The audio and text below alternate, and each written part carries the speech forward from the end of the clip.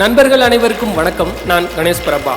அந்நிய செலவாணி குறித்த பொருளாதார தரவுகளின் அடிப்படையில் உலகெங்கிலும் உள்ள நாடுகளில் பணி செய்து அதன் ஊதியத்தை தனது சொந்த தாய்நாட்டிற்கு அனுப்பி வைக்கும் இடத்தில் இந்தியர்களே முதலிடம் வகிக்கின்றார்கள். ஒவ்வொரு ஆண்டும் சுமார் 79 பில்லியன் அமெரிக்க டாலர் அளவிலான இந்திய பணத்தை தாய்நாட்டிற்காக அனுப்பி வைக்கின்றனர். குறிப்பாக தென்னிந்தியாவின் தமிழ்நாடு, கேரளா, ஆந்திரா, கர்நாடகா போன்ற மாநிலங்களிலிருந்து வளைகுடா நாடுகளில் சுமார் 86 லட்சம் பணியாளர்கள் பணி செய்கிறார்கள். மேலும் சிங்கப்பூர், மலேசியா போன்ற நாடுகளில் 30 லட்சத்திற்கும் மேலான இந்தியர்கள் பணியாளர்களாகவும் பூர்வ குடிகளாகவும் இருக்கிறார்கள்.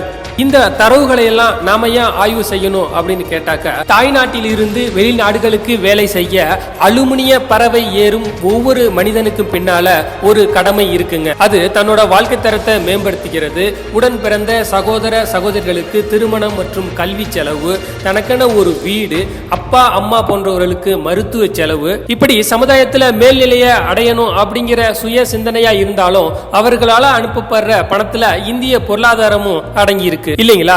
இந்த பதிவோட மைய கருத்து என்னன்னு கேட்டீங்கன்னா, இப்படி வேலை செய்கிற பணியாளர்கள் சுமார் 70% பேர் அரேபிய நாடுகளிலும் மலேசியா போன்ற இஸ்லாத்தை முழுவதுமாக தழுவிய நாடுகளில் பணி செய்யறாங்க. ஆமாங்க, மலேசியா உட்பட அரேபிய நாடுகள் அனைத்துமே இஸ்லாமியர்களின் தேசம். ஆனா அங்க வேலை செய்யற எந்த ஒரு இந்தியர்களையும் அவங்க வெறுக்கிறது கிடையாது.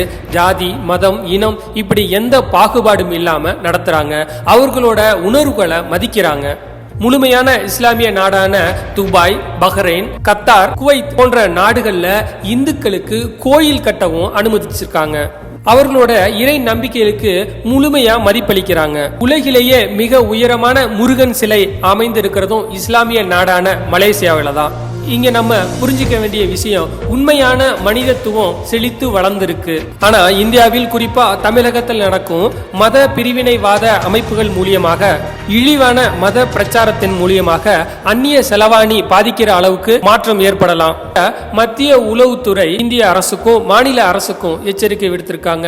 அந்நிய சக்திகள் உள்நாட்டுல மத பிரச்சனைகளை தூண்டி கலவரத்தை ஏற்படுத்தி அதனால இந்திய பொருளாதாரத்தை சீரழிக்கிற முயற்சி. இந்த சூழ்ச்சியிலிருந்து தப்பிக்கிறதுக்கு இறையருளாளர்களும் பொதுமக்களும் கவனமா இருக்கணும். மத நம்பிக்கைகளை இழிவுபடுத்தி வெளியிடப்படுற காணொளிகள், பிரிவினைவாதிகளின் பிரச்சாரங்கள் போன்றவைகளை பெரிய அளவுல விவாதத்துக்கு எடுத்துக்காம உயர்ந்த சிந்தனைகளை நோக்கி பயணிங்க. நாம எல்லாம் இந்தியர்கள் அப்படிங்கிற ஒற்றுமை உணர்வோடு இருந்தாக்க எந்தவித அந்நிய சக்திகளாலும் நாட்டை துண்டாட முடியாது அப்படிங்கிற உண்மையை அவங்களுக்கு உணர்த்துவோம். வாழ்க பாரதம், ஓங்குக மத நல்லிணக்க ஒற்றுமை. நன்றி, வணக்கம்.